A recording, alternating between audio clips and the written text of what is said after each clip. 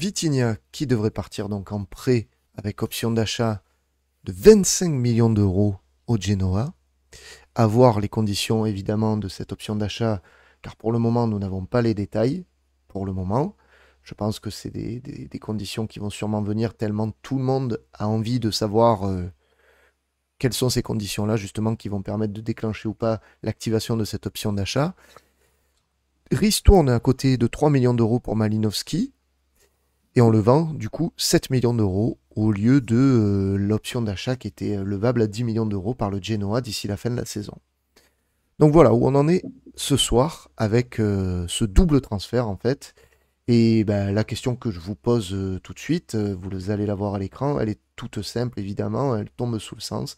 C'est ben, est-ce que vous êtes plutôt content de cette transaction, de cette double transaction? Est-ce que ça vous va en termes de montant? Romain, qu'est-ce que tu en penses? Bah écoute, 25 millions d'euros pour Vitinha, on parlait encore de 15 millions ces derniers jours. Écoute, moi je trouve que c'est pas trop mal, hein. C'est même bien, hein. C'est même pas mal, hein. C'est plutôt pas mal, hein. Donc non, moi je suis satisfait, hein. En plus, alors on parle de 32 millions, mais il y avait quand même des bonus, hein, Thomas, tu confirmeras. Mais non, c'est le cas du siècle, hein, pour moi. 25 millions Vitinha, je ne pensais pas le vendre à ce prix-là. Et Malinowski, bah, écoute, c'est quand même un joueur qu'on comptait plus dessus. Voilà, écoute, ça fait le lot, quoi, hein, comme sur Vinted, c'est pareil. Donc, donc ouais, non, moi je suis quand même assez satisfait que les deux s'en aillent et ça va, hein, on les vend pas trop mal quand même, hein. Donc, Alors après, attention, parce que donc Vitinha, on parle d'option d'achat. Moi, j'attends de voir quand même. Est-ce que alors oui, c'est ça. ça parle de non obligatoire. Donc déjà, si c'est non obligatoire, je vois pas trop le Genoa envoyer 25 millions en fin de saison sur Vitinha. Ça me fait penser un peu, tu sais, auprès de Issa Boré à l'Olympique de Marseille. On Ouais, avait une option d'achat à 20 millions d'euros avec Manchester City. Le genre de truc qui n'existe pas. On a perdu Romain. Ah, il revient. On a perdu Romain, c'est pas grave. Non, mais voilà, donc le genre de truc, on savait très bien que ça allait pas être relevé. Est-ce qu'on n'est pas sur le même style, c'est-à-dire qu'on part d'une option d'achat à 25 millions d'euros pour qu'en gros, au niveau du public, tout ça, on fasse un peu redescendre la pression. ouais. Je sais pas, j'ai un gros doute, hein. Genoa, il faudrait regarder un peu leur historique de transfert, mais je suis même pas sûr que dans leur histoire, ils aient déjà mis plus de 20 millions d'euros sur un joueur. Non, jamais. Voilà, donc bon, enfin, là, ça me paraît être très, très bizarre. Euh, donc voilà, il faut voir en fait si l'option d'achat est obligatoire et si elle n'est pas obligatoire, est-ce qu'elle peut s'activer sous certaines conditions? Parce que voilà, il y a toujours ça qui peut être pris en compte aussi. Voilà, je pense qu'on n'a pas encore assez d'éléments là au moment où on se parle pour savoir véritablement le montant. Mais pour moi, c'est totalement improbable à ce prix-là. Tu m'aurais dit une option d'achat à 10 millions d'euros, 10-15 millions d'euros, qui étaient les derniers retours que moi j'avais parce que l'OM voulait à tout prix se séparer du Vitinha. Oui, l'OM demandait 20 millions d'euros au tout début. Mm. Là, de ce coup, une option d'achat à 25 millions d'euros, pour moi, ça n'a ni queue ni tête. Donc, C'est très très étonnant quand même. c'est impossible. Pour moi, voilà, on est vraiment plus sur l'option d'achat parce qu'on voulait en mettre une, mais le Genoa, ils sont pas bêtes, hein. Je veux dire, enfin, je comprendrais pas, tu vois, ça me paraîtrait tellement énorme. Ou alors, il y a un bise avec eux et on est au courant, on n'est pas au courant de tout, mais Ouais, c'est ça. Moi, c'est ce que je me suis dit, hein, enfin, franchement, il faut se rendre compte hein, de la dinguerie. Les mecs, ils nous ont pris Strootman, puis ensuite Malinowski. Maintenant, ils veulent Vitinha. Enfin, moi, je suis persuadé que Longoria, il a de la famille qui travaille au Genoa. C'est pas possible. Je vois pas autre chose. Les mecs, ils deviennent notre décharge, quoi. C'est... On y va, on, on vide le coffre, la déchetterie, la quoi. déchetterie, quoi. C'est Non, mais c'est ahurissant, quand bizarre, même. c'est C'est très bizarre. ahurissant. Et C'est ça. après, j'étais 100% d'accord déjà de base avec la position de Longoria qui disait qu'il voulait pas de prêt sec. C'était impossible à envisager parce que là, ça aurait été vraiment aggraver encore ta catastrophe industrielle, on va dire. Mais là, c'est pas possible. 25 millions de lire, je vois passer, ouais. Ah, mais là, on est là pour. Tu vois, c'est intéressant ce que tu dis. Il a dit en conférence de presse, il ne voulait pas de transfert de prêt sec. Donc vraiment, prêt sans option d'achat, il ne voulait pas en entendre parler. C'est ça. Donc on est quoi? On est sur de l'image, en fait. On est sur de la com. On est sur, OK, on met une option d'achat. Par contre, les gars, je vous le dis, jamais on l'enlèvera, quoi. Enfin, c'est un peu gros. Je ne sais pas. Encore une fois, je voudrais vraiment avoir les éléments qui permettent de vraiment dire qu'il y a une option d'achat obligatoire ou pas, quelles sont les conditions. Franchement, ça me paraît très, très bizarre, cette histoire. Il y en a beaucoup qui veulent leur envoyer en plus Correa dans le chat. Vous dites, Ah, mais allez, c'est Correa, l'occasion. il n'est pas encore à nous. Donc, Correa, d'ailleurs, on pourrait casser son prêt, je pense. Je pense que c'est pas impossible. Ouais. C'est juste que Gattuso l'aime bien. Donc, c'est pour ça qu'on le garde. Bon, Romain, il nous fait des CNA avec sa connexion. Aïe. Ce soir, il Aïe, veut aïe, pas. aïe. Ce soir, il veut pas. Il a pas envie. Du coup, voilà, on part quand même sur une belle opération. À voir, effectivement, c'est le détail un petit peu de comment ça va se passer dans la levée ou pas de cette option d'achat. Nous, Faut parler de on a- Malinowski aussi quand même, hein, parce que du coup, il y a cette histoire de ouais, Malinowski, c'est-à-dire que Malinowski, donc, il était prêté avec une option d'achat à 10 millions d'euros. Malinowski, qui d'ailleurs, pour ceux qui suivent la Serie A, ça a l'air d'être plutôt pas mal, hein, ce qu'il est en train de faire au Genoa. Pardon. Donc, du coup, je pense que le Genoa a voulu essayer de récupérer Malinowski à un tarif un peu inférieur, en acceptant de nous prendre Vitinha en prêt. J'imagine qu'il y a un délire comme ça, quoi. Tu vois, voilà. On vous prend Vitinha en prêt là pendant 6 mois, on vous prend le salaire si vous hmm. voulez. Par contre, vous nous faites une ristourne sur Malinowski. Voilà. Et Ça ressemble un peu à ça, quoi. nous, ça va quand même enlever pas mal de, comment ça s'appelle, de bonus à payer par rapport à Vitinha normalement. Ça Bah, devrait déjà, quand même s'en alléger de plusieurs, déjà non? ce truc des 32 millions d'euros, de On toute l'atteindra façon, jamais. mais de toute façon, ne serait-ce que l'élimination cette saison de la Ligue des Champions fait qu'on n'aurait pas payé 32 millions d'euros. Mhm. Là, actuellement, on est, alors j'ai plus les chiffres en tête, mais je crois qu'on est sur du 26 ou 27 millions d'euros. En sachant aussi qu'on n'a pas payé l'intégralité, évidemment, du transfert de Vitinha, parce que ça se paye sur les plusieurs années, hein, généralement sur le nombre d'années de contrat. Mhm. Donc voilà, bon, c'est toujours pareil, c'est toujours un peu compliqué ces histoires de prêt, comment dire, de transfert sur la durée. Ce qu'il faut se dire, c'est que si vraiment le Genoa sort les sous là en l'été prochain pour Vitinha, alors peut-être pas 25 millions d'euros, mais genre à 15 millions d'euros, 15-20 millions d'euros, finalement, on sera sur une opération quasi blanche avec Vitinha. Et ça sera dans la lignée de ce qu'a fait déjà Longoria avec les ratés qu'il a pu faire, hein, entre guillemets. Bon, même si lui, il n'y a plus trop de guillemets au niveau des ratés. Donc voilà, mais en tout cas, on va dire, c'est une. De toute façon, il fallait qu'il sorte. Il fallait qu'il Mhm. sorte. Il fallait On a le faire compris que partie ça de. s'est activé rapidement là, hein, suite au match aussi. Il y a eu quand même d'un coup Oui, oui. une réaction. Je me demande quand même aussi si les banderoles qui ont été sorties, elles n'ont pas mis un petit peu la pression par rapport à ça pour dire, bon les gars, ça suffit, là, il va falloir vite passer la seconde. Parce Non, que ce qui va mettre la pression on a quand même. à la direction, c'est ce qui va se passer ensuite. Parce que les banderoles, c'est la première étape, on va dire. Ce qui va se passer, ce qui peut se passer ensuite, on va employer, on va pas parler de certitude, c'est plus ce qui se murmure au niveau de certaines actions, potentiellement de certains groupes. C'est plus ça peut-être qui a mis la pression à Longoria, parce que je pense qu'il est parfaitement au courant de tout ça. Mhm. Donc ça, voilà, la première étape, ça a été des banderoles, ça a été ce type de choses. Donc voilà, mais bon. Après que Longoria, est-ce qu'il fait son mercato par rapport aux supporters, ouais, je pense qu'il fait son mercato en voyant très bien simplement que Vitinha, c'est depuis le début du mercato que j'explique qu'ils veulent faire partir Vitinha. Après, ils pensaient qu'il n'y avait que le marché anglais qui pouvait se le payer, entre guillemets. Il y avait des clubs portugais et il y avait Braga qui s'était renseigné pour un prêt, sauf que Braga voulait juste un prêt, sans option d'achat, etc. Donc, c'est pour ça qu'ils ont refusé l'OM. Et puis, il y a ce club italien qui est arrivé comme ça, en privé. Je vous avais dit, je ne sais pas si tu avais passé ça, Julien, mais j'avais expliqué qu'il y avait un club italien et un club allemand aussi qui étaient dessus. Mhm. Je n'avais pas le nom du club. Bon, voilà, donc c'est pour ça que j'en ai pas parlé. Mais effectivement, voilà, quand j'ai vu le Genoa arriver, ça ne m'a pas T'as étonné. pas été vraiment surpris, ouais. Non, j'ai pas été surpris parce que je savais qu'il y avait un club italien dessus, mais j'avais pas le nom, donc je n'allais pas dire juste ça. Mhm.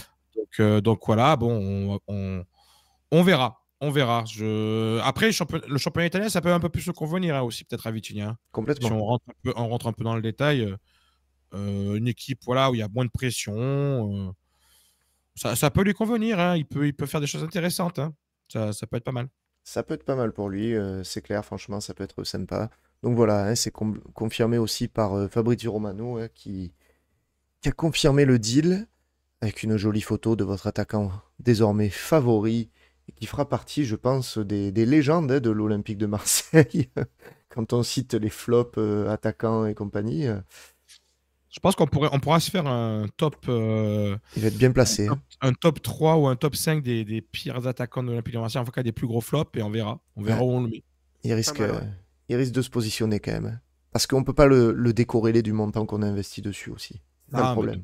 Ça lui colle à la peau, ça. Hein. En termes de talent pur, on a vu pire, je pense.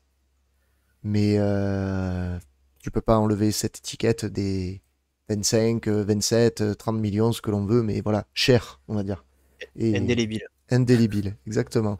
Alors, on va parler ensuite d'autres rumeurs, et en particulier celle qui concerne Jonathan Klaus. Je reprends dans l'ordre un petit peu du comment ça s'appelle, du tweet. Julien, il en perd ses mots. Julien, il est pas bien. Alors, ben, il est pas alors bien. j'étais en train de manger, d'un coup je sors de table et je vois tous les messages. Moi j'étais tranquille, voilà, je me suis dit on prépare l'émission, voilà, en plus bonne nouvelle, il y a Vitinha qui va partir en Italie. Je sors de table, je vois Klose va être vendu, hygiène de vie catastrophique, coup de pression de Gattuso et de Longoria en conférence de presse. Je me suis dit mais qu'est-ce qui se passe quoi? Qu'est-ce qui s'est passé? Tu peux nous faire un résumé Thomas ou tu préfères que je remonte les tweets? Non, mais écoute, c'est Foot Mercato qui sort ça Ouais. en disant que. Alors, ils ont un article. Ça de là. Tu vas marquer. C'est Magnifique, Axel. magnifique le dièse. Axel travaille à Foot Mercato. Non, mais voilà, bon, Foot Mercato, en gros, dit que l'OM commence à avoir des doutes sur Jonathan Klaus, sur son implication. En fait, en gros, ils remettent un peu en question, notamment sa blessure là contre Monaco. Voilà, en disant qu'il aurait un peu, on va dire, il serait sorti un peu trop vite, il n'aurait pas pris trop de risques, comparé à des mecs comme Verretou et Kondogbia qui ont joué blessés. Alors, c'est vrai qu'après, alors, quand on lit l'article, ça se base beaucoup aussi par rapport à ce qu'a dit Longoria aujourd'hui. Mais Longoria n'a absolument jamais cité Jonathan Klaus dans sa conférence de presse aujourd'hui. Il a simplement parlé de joueurs qui devaient avoir une mentalité OM, qui devaient s'investir. Et ça parlait plus par rapport au Cap Agui dont on va parler plus tard. D'accord. Bon. Alors, de là, ça sort un peu comme ça. Moi, premier réflexe, je me dis, bon, déjà, c'est Foot Mercato, donc il faut faire attention à Foot Mercato. On sait les articles un petit peu putaclic qu'ils peuvent faire. On se rappelle encore, on a parlé la semaine dernière là, d'un article qu'ils avaient sorti en disant que les supporters étaient... Ouais. Par rapport aux recrues, là, on avait dit, mais qu'est-ce que c'est que cet article, encore une fois, alors que dedans, il y avait rien. Bon, là, ils mettent un peu plus de choses en disant que, voilà, ils sont déçus, ils sont machin, en gros, ils jouent pas le jeu. Bon, ok. Derrière, tu as l'équipe qui, je l'ai retweeté, hein, l'équipe qui met dit Klaus que, sur le marché. Voilà, que Klaus serait sur le marché parce voilà, que ici. la direction serait déçue par l'attitude de Klaus. Elle estime qu'il se ménage par rapport à l'Euro cet été. Et donc, ils veulent le faire partir cet hiver. Écoute, que dire? Que dire? Alors, on sait que l'hygiène de vie de Jonathan Klaus, elle laisse à désirer. Mhm. Il y a eu certains épisodes. Bon, un des plus connus, c'est notamment la sortie en boîte le Après, soir du OM, où tu te dis que bon, voilà. On sait que son entourage, c'est pas ce qu'il y a de mieux. On sait que voilà, bon, on va pas en rajouter, mais bon, il fait des choses qu'un joueur de foot ne devrait pas forcément faire. Voilà. Bon, après, alias, par exemple, Verratti, Fabien Barthez, je vous laisserai deviner le point commun entre ces trois-là, par exemple. Voilà. Bon, maintenant, moi, je trouve ça un peu particulier, un peu bizarre de sortir ça maintenant, là, comme ça. Voilà. Est-ce que ces articles seraient sortis si Longoria avait parlé justement de mentalité, d'investissement, de machin? Bon, alors, on va pas se mentir, on s'est un peu renseigné. Je sais pas si tu as eu le temps, toi, Julien, mais du coup, moi, par rapport au contact qu'on a, j'ai un peu essayé de voir un peu ce qui se passe et tout. Et effectivement, à ma plus grande surprise, entre guillemets, c'est que j'ai eu beaucoup de réactions qui allaient dans ce sens-là, dans le sens de dire disant qu'il n'est pas très pro, qu'il n'est pas pro, qu'il est machin, qu'il est truc. Voilà, moi je trouve ça bizarre parce que, encore une fois, je veux dire, on parle d'un joueur qui, même si c'est un peu moins bien ces derniers temps, moi c'est un joueur qui en début de saison. Je trouve pas qu'il se cache quoi, sur le terrain en fait. Voilà. C'est ça. Ouais. Un de ceux qui, je trouve, ne se cache pas. Par exemple, son entrée contre Thionville, hyper intéressante. Je veux dire, le mec arrive, bam bam, il fait la différence. Il triche pas sur le terrain. Tu vois ce que je veux dire? Puis même sa sortie face à Monaco, j'ai pas l'impression qu'il ait simulé quoi que ce soit. Il est sorti, il était écœuré. On l'a vu s'asseoir sur le banc, mettre la veste comme ça sur la tête. Il était dégoûté de sortir. Mais c'est ce que dit. Enfin, c'est ce qu'insinue en tout cas Foot Mercato. Hein. Quand tu lis l'article, c'est ça à demi-mot, quoi. Hein. C'est ils ont été un peu surpris de voilà. Alors après Gattuso, on m'a fait rappeler une citation, un commentaire de Gattuso en conférence de presse après le match de Monaco. Apparemment, il aurait dit de Klose, je suis obligé de lui faire confiance. Oui, ouais. Bon, moi je trouve ça étonnant quand même. Je suis obligé de lui faire confiance. Mais c'est vrai que ça peut être un élément de se dire, voilà, Gattuso peut-être a des doutes sur les véritables motivations de Klose en ce moment. Après, un joueur qui se blesse, vous préférez qu'il joue 90 minutes blessé, que tu le perdes pendant 3 mois ou je sais pas combien de temps, tu vois. Moi, je préfère un mec qui dit, voilà, je suis honnête, je me suis blessé, je sors et il vaut mieux faire entrer un mec qui est beaucoup plus frais. Moi, je suis plus dans cette optique-là, tu vois. Ouais, mais ils sont en train de. Tu vois, ce qui est insinué, c'est qu'en gros, ils disent, ouais, il aurait pu continuer à jouer, quoi. En gros. Mais est-ce que ça se fait c'est dans son intérêt de sortir comme ça? Enfin, je vois pas en quoi c'est dans son intérêt à 6 mois d'un euro. En gros, l'idée, c'est de se préserver, de pas se faire une grosse blessure avant l'euro. Mais attends, mais son poste, il est loin d'être assuré encore à l'euro pour moi. Hein. Donc, il faut quand même qu'il prouve sur le terrain, surtout. C'est pas... Je sais pas. Puis bon, s'il a senti une alerte, moi, je préfère qu'il sorte. Hein. Ça sert à rien de jouer sur une jambe. Quitte à se péter encore plus gravement. Moi, je préfère un mec qui est honnête et qui dit voilà, moi je suis blessé, je sors et compagnie, et laisser quelqu'un qui est plus frais. Quoi, hein. Après, pour faire tout l'historique du truc, il faut se rappeler aussi que la semaine dernière, ou il y a 10 jours, je ne sais plus exactement, il y a Saber Defar, qui est journaliste téléfoot, qui avait dit dans un tweet que le Bayern de Munich était intéressé par Jonathan Klaus, mais plus pour l'été prochain, parce qu'il lui restera 1 an de contrat, il aura 31 ans ou 32 ans, je ne sais plus exactement. Donc, une dernière expérience à l'étranger après l'Euro, oui, ça a du sens. Là, ça est en train concrètement de dire que pardon, il est sur le marché donc, on est lundi soir, à 3 jours de la fin du mercato hivernal, on met donc Jonathan Klaus sur le marché. Voilà, c'est ça, parce que en plus, le titre, il est loin d'être Et il est loin d'être, comment dire, nébuleux, hein, le titre sur l'équipe. Oui. L'OM met Jonathan Klaus sur le marché. Donc, à un moment, comme tu le dis si bien, Thomas, les mots ont un sens. Pour moi, ça veut dire, voilà, clairement, ils veulent s'en débarrasser quand je lis ça. Et le message, mais je le comprends pas, parce que je me dis, si tu voulais vraiment, si tu avais identifié ce problème depuis un moment, c'est pas juste la sortie face à Monaco qui te fait dégoupiller et d'un coup te dire, allez, on le met sur le marché à 48 heures de la fin du mercato. Ou alors, C'est vraiment gérer un club n'importe comment que de faire Alors, il y ça. a eu un clash. ouais, c'est ça ce que j'allais te dire. Alors, Il il y s'est a eu passé un quelque clash. chose à la fin du match, quoi. Parce que effectivement, l'hygiène de vie de Jonathan Klaus, On le découvre clair pas. et net, on le découvre pas. Hein, attention. Hein, donc bon, enfin, je suis moi, je suis très partagé dans cette histoire. Hein. Alors, tu sais que je suis pas non plus un énorme fan de Jonathan Klaus, hein, donc c'est pour ça que je me permets de dire ça. Mais moi, il m'a fait taire cette saison. Je l'ai pas trouvé si mauvais que ça. Alors là, je vois des commentaires dire que par exemple, en ce moment, il est nul. Franchement, non. Je le trouve pas Moi, nul. je reste persuadé que si on avait des vrais attaquants finisseurs devant, les stats elles seraient bien plus gonflées du côté de Jonathan Klaus, notamment en passe décisive. Mais après, Il a son côté défensif, voilà, qui est son côté- perfectible, mais ça, il est très mais, mauvais hein, défensivement cette ouais, saison. c'est loin d'être le pire cette saison. Hein. Hmm. Mais, Après- vous comprendriez, vous, un départ là de Klaus? Pas du tout. Là, Non. là Pas du tout. Non, parce que du coup, ça veut dire que, enfin, déjà, tu as fait une moitié de saison avec seulement un arrière gauche.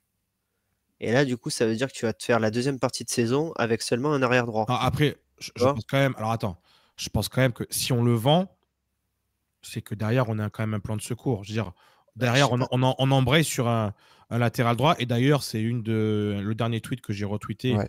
de la Provence, qui, je crois que c'est ça, c'est la Provence, hein, qui dit qu'aujourd'hui, l'OM cherche encore à faire un ailier. Alors ça, j'ai un peu de mal à comprendre. Enfin, bien que si on reste sur le 4-3-3, tu me diras, ça aura du sens. Un attaquant, donc pour remplacer Vitinha, Ouais. mais bon, ça, il y a des infos contradictoires sur ça parce que Ouais. je crois que RMC a dit que justement, au contraire, Vitinha ne serait pas remplacé, donc il y a des infos contradictoires. Et un latéral droit, c'est départ de Klaus. Bon. Tu vois, je sais que par exemple, à un moment donné, Marseille a été sur Valentin Rosier, ça j'en avais parlé, mais qui est un latéral droit, bon, qui aujourd'hui a signé à Nice, je crois, hein, il est parti à Nice. Bon, voilà, on va voir. Moi, je suis très surpris. Franchement, je suis très, très surpris. Complètement. Ouais. Tu vas perdre un international du coup français là, à 3 jours du mercato. Donc, combien tu vas le vendre? Combien tu vas le vendre? Ah oui, non, mais surtout que là, si tu annonces que tu le mets sur le marché, ça veut dire que tu le vends au rabais. Donc, non. Bah, ouais, ou que tu comprends pas.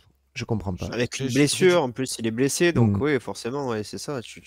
On va prendre cette info avec des pincettes de toute manière et on va voir dans les prochaines heures comment ça évolue. On va passer à la suite parce qu'il faut qu'on avance.